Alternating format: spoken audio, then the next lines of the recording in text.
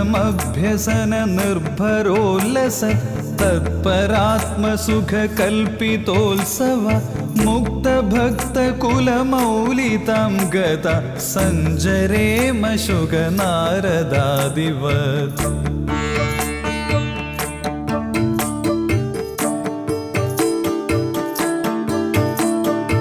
ഇത്തമഭ്യസന നിർഭരോല്ലസത് തത്പരാത്മസുഖകൽപ്പിതോത്സവ മുക്തഭക്തകുലമൗലിതാം ഗത സഞ്ജരേമ ശുകനാരദാദിവത്.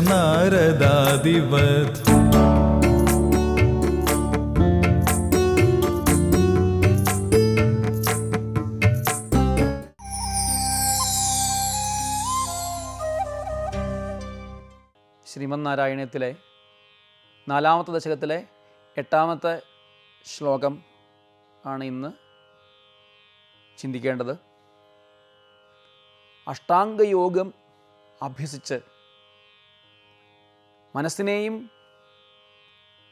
അതുപോലെ ഇന്ദ്രിയങ്ങളെയൊക്കെ നിയന്ത്രിച്ച് ആസന ജയം വന്നവരായി വിഷയങ്ങളിൽ നിന്ന് മനസ്സിനെ ഭഗവത് തൃപാദങ്ങളിലേക്ക് ഉറപ്പിച്ച് ആ ധാരണയിലൂടെ ധ്യാനത്തിലൂടെ സമാധി അനുഭവത്തിൽ എത്തിച്ചേർന്ന് ആ പരമാനന്ദ രസം അനുഭവിക്കുന്നവരായിട്ട് പരമാനന്ദ സാഗരത്തിൽ മുങ്ങി ജീവൻ മുക്തന്മാരായി ഭക്ത ശിരോമണികളായി ലോകത്തിന് മുഴുവൻ സഞ്ചരിക്കാൻ ഞങ്ങൾക്കും ഭാഗ്യമുണ്ടാവണേ. സഞ്ചരേമ ശുക നാരദാദിവൽ. അതൊരു ജീവിതത്തിലെ ഒരു മോഹമാണ്, അല്ലെങ്കിൽ ഒരു ലക്ഷ്യമാണത്. സഞ്ചരേമ ശുക നാരദാദിവൽ.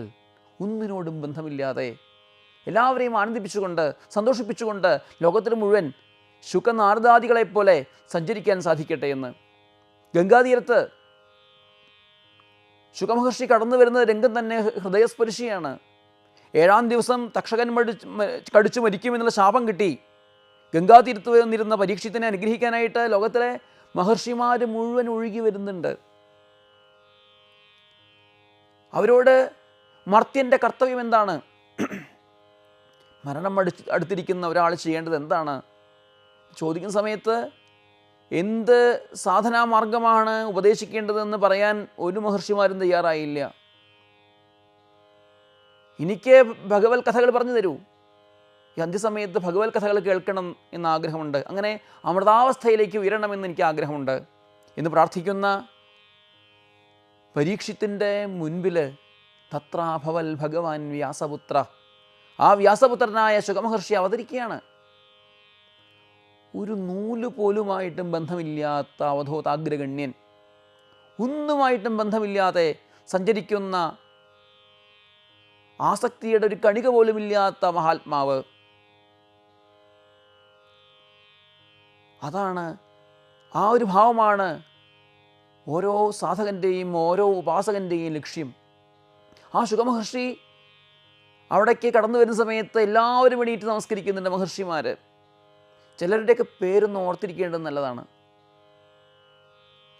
വേദവ്യാസ മഹർഷി, ഈ ശുകമഹർഷിയുടെ അച്ഛനാണ് വേദവ്യാസ മഹർഷി, അദ്ദേഹം എണീറ്റ് നമസ്കരിച്ചു.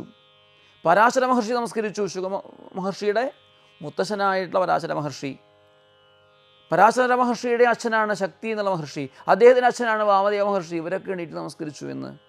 എത്രയും ഉത്കൃഷ്ടമായ അവസ്ഥയിലാണ് ശുകമഹർഷി, ശുകബ്രഹ്മം എന്ന് ചിന്തിക്കേണ്ടതാണ്. അതുപോലെ സഞ്ചരിക്കാൻ സാധിക്കട്ടെ. നാരദ മഹർഷിയെ പോലെ സഞ്ചരിക്കാൻ സാധിക്കട്ടെ.